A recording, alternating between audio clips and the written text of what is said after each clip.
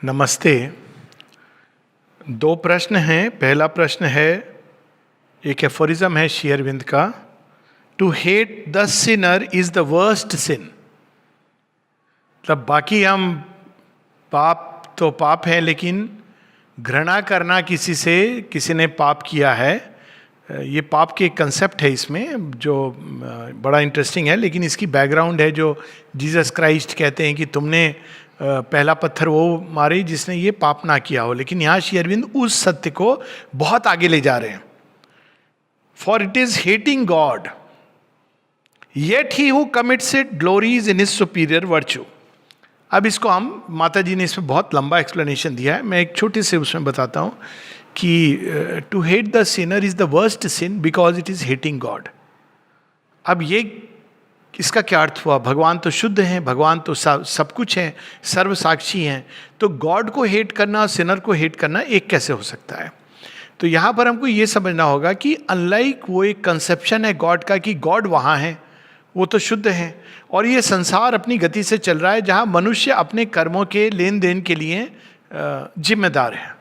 लेकिन अगर हम श्री अरविंद की व्यापक दृष्टि से देखें और ये असली वेदांत गहराई से देखें तो ये सृष्टि क्या है? It is the becoming of the being. भगवान ही है जो सृष्टि बन रहे हैं। अब इसका एक प्रैक्टिकल एग्जाम्पल ले लें कि आप जा रहे हो और एक आपने कोई पेंटिंग बना रहा है और आपने वो पेंटिंग देखी और वो पेंटिंग अभी बन रही है, पूरी बनी भी नहीं है, और आपने कहा कितनी बकवास पेंटिंग है। तो आप किस पर आक्षेप लगा रहे हो? पेंटिंग पर या पेंटर पर? यही इसमें यह भाव है कि मनुष्य अपनी प्रकृति से बंधे हैं, और उनको प्रकृति से बांधा किसने है? भगवान की ही योग माया ने बांधा है। क्यों बांधा है? ये पूरा एक्सप्लेनेशन है इसका। क्योंकि उनको स्टेप बाय स्टेप आगे बढ़ना है। अगर सीधा जैसे ही जड़ तत्व में पहली बार सोल एक भ्रूण के समान है, वो प्रकट हो गई, और उसी समय आपने उसको कह दिया कि नहीं यू आर डिवाइन, तो उसका क्या परिणाम होगा? श्री अरविंद बताते हैं कि वेदांत के जो सत्य हैं उनको जब कोई अनरिफाइंड माइंड समझता है, जब वो वैराग्य की बात करता है, लेकिन वास्तव में वो इस प्रकार का है जैसे कोई शराबी, कोई पियक्कड़, वो दारू की बोतल का इस्तेमाल करता है नशे में आने के लिए। तो वेदांत का एक बहुत बड़ा ट्रूथ है, लेकिन उसको हम मिसयूज कर सकते हैं। तो भगवान एक ट्रेनिंग है, एक स्टेप्स और स्टेजेस हैं। तो वास्तव में सिन क्या है? सिन इग्नोरेंस है। अब आप इसको ऐसे देख लीजिए कि छोटा बच्चा जन्म लेता है, वो एक उसके पालने के अंदर है। तो पालने से बच्चा अचानक उसने या तो गिर गया या उसने हाथ में किसी के दूध पकड़ा था, तो उसने हाथ यूं किया और दूध गिर गया। तो आप क्या कहेंगे कि बच्चे ने पाप किया? आप नहीं कहेंगे, क्योंकि वो बच्चे के उचित वो व्यवहार है, उसका वो स्पिल ओवर हो गया। तो लेकिन बच्चे के लिए आपको एक प्रकार की व्यवस्था करनी होती है, और जैसे जैसे बड़ा होता है, स्कूलिंग से गुजरता है, वैसे वैसे आप उसको रिलेटिव डिग्री ऑफ फ्रीडम में ले जाते हैं। तो उसी प्रकार से जिसको हम सिन कहते हैं, वो वास्तव में मनुष्य की प्रारंभिक चेतना में एक नेचुरल प्रवृत्तियां होती हैं जो प्रकृति के साथ आती हैं, क्योंकि उसको जगाना है, झकझोड़ के जगाती है। तो जब हम जाग जाते हैं, आगे बढ़ते हैं, तो ये हमारे पीछे नहीं छूटता है, वो एक वर्क इन प्रोग्रेस है। ये ब्रह्मांड वर्क इन प्रोग्रेस है। तो जब हम किसी को घृणा करते हैं कि वो पापी है, तो वास्तव में हम जिसने ये सृष्टि बनाई है, प्रकृति बनाई है, उसके ऊपर हम आक्षेप लगा रहे हैं। यहाँ भाव केवल ये है, लेकिन जो घृणा करते हैं कि वो पापी है और इस प्रकार का विचार रखते हैं, वो अपने को बहुत सुपीरियर समझते हैं, ग्लोरीफाइज इन सुपीरियर वर्च्यू। दूसरे को जब आप पापी कहते हैं तो उससे आपका क्या लाभ होता है? आपका ये लाभ होता है कि आप समझते हैं कि मैं तो इससे बड़ा हूँ, तभी मुझे ये किसी ने अधिकार दिया है जज करने का। लेकिन वास्तव में हम किसी को जज नहीं कर सकते हैं, क्योंकि ये सृष्टि भगवान अपने ढंग से रचना की है, उन्होंने आगे करते चले जा रहे हैं। तो हमको किसी को जज नहीं करना चाहिए। इसमें भाव ये है, क्योंकि वास्तव में पहला भाव है कि वी शुड नॉट जज। दूसरा, हम ये भूल जाते हैं कि जब हम किसी को जज कर रहे हैं, हम स्वयं को सुपीरियर पोजीशन में डाल रहे हैं। तो ये अहंकार है। दूसरा भाव इसमें यह है। तीसरा भाव इसमें यह है कि संसार में जो कुछ भी हो रहा है, जो प्रकृति है, उसके नाना रूप हैं, उसके पीछे वास्तव में भगवान खड़े हैं, और कहीं ना कहीं उसके पीछे एक ईश्वरीय सैंक्शन नहीं है, लेकिन वो एक गति है प्रकृति की जिसके थ्रू वो इवॉल्व कर रही है, एक प्रोसेस है। तो एक प्रकृति की, तामसिक प्रकृति में एक प्रकार की प्रवृत्ति रहेगी, राजसिक प्रकृति में एक प्रकार की प्रवृत्ति रहेगी। इसमें एक वो भी प्रश्न जुड़ जाता है कि क्या मनुष्य के पास सच में फ्री विल है? तो ये श्री अरविंद बताते हैं एसेज ऑन द गीता में, यंत्रारूढ़िनी माया 99.9% ये एक इल्यूजन है फ्री विल का। तो वो इल्यूजन क्यों अब ये, लेकिन अब ये बहुत महत् सत्य है, पर वो इल्यूजन क्रिएट किया गया है क्योंकि आप हर एक चीज़ चुनाव करते हो तो आपको ये इल्यूजन है, आपको चुनना है, लेकिन आप चुनाव किस बेसिस पर कर रहे हो? आपकी प्रकृति आपको चुनाव करने को बाध्य कर रही है, उसके अनुसार आप चुनाव कर रहे हो, उसके बंधन में हो। तो फ्री विल वास्तव में कब शुरू होती है? जब हम अपने अंदर उस तत्व को पा लेते हैं जो दिव्य का तत्व हो, या तो साइकिक बीइंग या डिवाइन कॉन्शियसनेस। तो एक ही फ्रीडम है मनुष्य के पास, वो है to align our selves with the divine will, और डिवाइन विल के साथ जब हम एक हो जाते हैं तब हम कह सकते हैं कि वी आर फ्री। लेकिन वो भी फ्रीडम मतलब क्या हुआ? वो फ्रीडम ये नहीं कि मेरी मर्जी जो मैं कर पाऊंगा, फ्रीडम ये हुआ कि मैं वही चूज करूंगा, चुनाव करूंगा जो भगवान चाहते हैं। यही एकमात्र मनुष्य के सामने विकल्प है।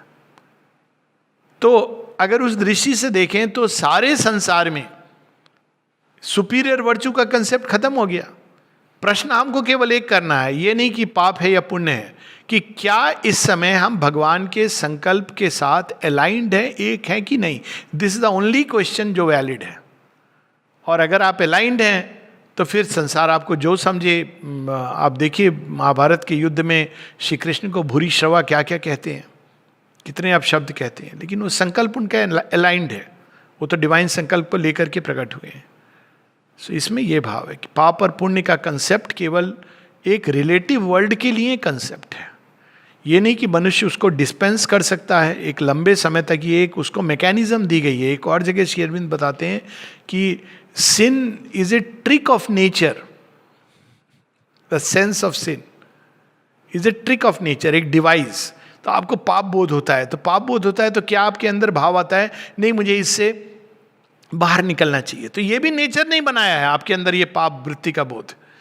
लेकिन श्री अरविंद कहते हैं कि मनुष्य इतना चतुर है, चालाक है, कि वो प्रकृति को भी मूर्ख बनाने की चेष्टा करता है। और वो कहता है कि अपने पाप के प्रति तो वो अचेत हो जाता है, लेकिन बाकी सबके पाप को देखता है।